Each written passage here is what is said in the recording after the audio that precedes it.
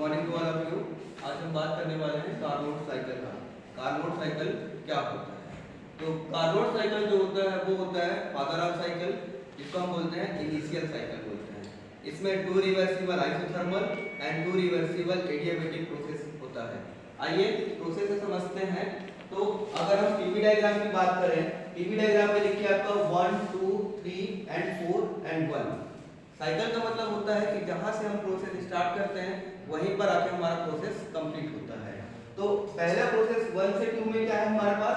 Reversible isothermal expansion. 1 से 2 में देखिए क्या? Reversible isothermal expansion. 2 से 3 में क्या होगा? Reversible adiabatic expansion. 3 से 4 में क्या होगा? Reversible isothermal compression. एंड 4 से 1 में क्या होगा तुम्हारा? Reversible adiabatic compression. TS diagram में क्या बताया है कि कब आपका टेंपरेचर कांस्टेंट रहेगा और कब आपका हीट कांस्टेंट रहेगा। आइए हम ब्लॉक डायग्राम में समझते हैं।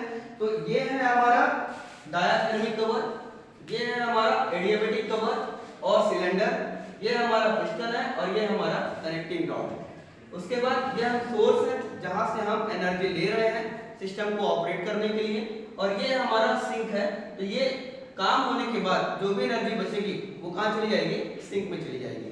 तो फर्स्ट ऑफ ऑल हम देखते हैं कि हमारा 1 से 2 में क्या हो रहा है? रिवर्सिबल आइसोथर्मल एक्सपांशन हो रहा है। जब रिवर्सिबल आइसोथर्मल एक्सपांशन होता है तो हम डायाथर्मिक कवर का यूज करते हैं, और उस टाइम पे क्या होता है? हीट टेंपरेचर हमारा क्या रहता है? कांस्टेंट रहता है, और हमारा पिस्टन अल्टीमेटली कहां पहुंचता है? 1 से 2 में। उसके बाद प्रोसेस 2 से 3 में क्या हो रहा है? रिवर्सिबल एडियाबैटिक एक्सपांशन हो रहा है। हम डायाथर्मिक कवर को रिमूव करेंगे और एडियाबैटिक कवर को एक्टिव करेंगे। तो उस टाइम पे क्या होगा? ना तो अंदर का हीट बाहर जाएगा, ना तो बाहर का हीट अंदर आएगा, जैसा कार्नोट साइकिल बोलता है। उसके बाद 3 से 4 में क्या हो रहा है? रिवर्सिबल आइसोथर्मल कंप्रेशन होता है। जब रिवर्सिबल आइसोथर्मल कंप्रेशन होता है तो हम एडियाबैटिक कवर को डीएक्टिवेट करते हैं और आइसोथर्मल या डायाथर्मिक कवर को एक्टिव कर देते हैं। तो उस टाइम पे भी हमारा टेंपरेचर क्या होता है? कांस्टेंट हो जाता है। देखिए आप 3 से 4 में हमारा टेंपरेचर क्या है? कांस्टेंट है। उसी तरह 1 से 2 में क्या है हमारा टेंपरेचर? कांस्टेंट है। तो हमारा 3 से 4 में क्या होगा? रिवर्सिबल आइसोथर्मल कंप्रेशन होगा, और 4 से 1 रिवर्सिबल एडियाबैटिक कंप्रेशन होता है। तब हम क्या करेंगे? डायाथर्मिक कवर को डीएक्टिवेट करेंगे और एडियाबैटिक कवर को क्या करेंगे? एक्टिव करेंगे। उस टाइम पे अपना हीट का लॉस नहीं होगा।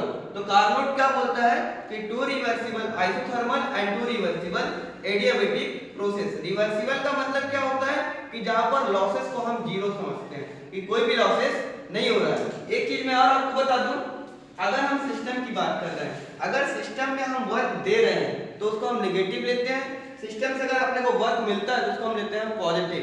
सिस्टम में अगर हीट दे रहे हैं तो वो होता है पॉजिटिव, और सिस्टम से अगर हीट बाहर निकल रहा है वो कहलाता है नेगेटिव।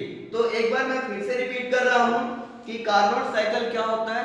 तो कार्नोट साइकिल एक आइडियल साइकिल होता है, फिर टीडीएस साइकिल होता है, और बोलता है कि इसकी जो एफिशिएंसी है वो 100% होती है। 100% क्यों होती है? क्योंकि इसने जो लॉ दिया, इसने जो स्टेटमेंट दिया, उसने क्या दिया है कि 2 reversible isothermal and 2 reversible adiabatic process, और इसमें जितना भी प्रोसेस होगा इंडिविजुअली सब क्या होता है? रिवर्सिबल ही होता है। इंडिविजुअली क्या होता है? रिवर्सिबल ही होता है। इसलिए इसका जो एफिशिएंसी होता है क्या होता है? 100% होता है। Thank you.